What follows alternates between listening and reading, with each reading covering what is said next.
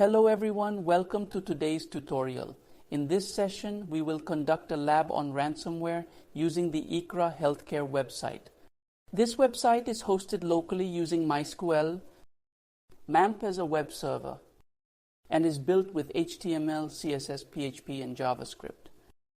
Imagine a typical day where users are scheduling new appointments on the Iqra Healthcare application. Suddenly, they find that the application is no longer accessible and instead displays the message, "Your files have been encrypted. Pay 1 Bitcoin to decrypt them." This lab will help us understand how hackers infiltrate systems and demand ransom. Please note, this is strictly for educational purposes. Do not attempt to scan or infiltrate any website without proper authorization. First, we will open the application to ensure it is working as expected. This application code is on my local system. Let's assume a hacker has gained root access to my system. With this access, they can modify the application. The hacker will add an executable file in the root directory and insert code that will disrupt the application.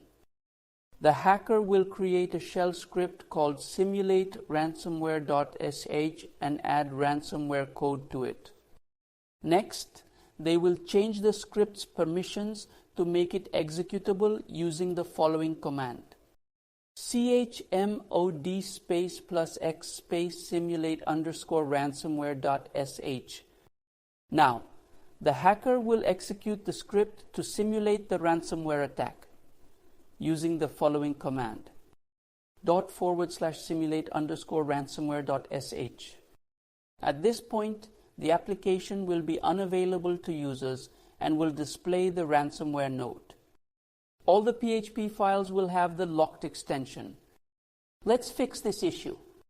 First, we will create a decryption script using the following command: nano_decrypt_ransomware.sh.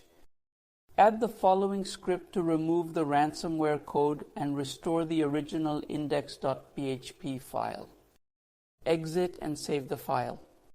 Next, make the decryption script executable with this command: chmod +x decrypt_ransomware.sh.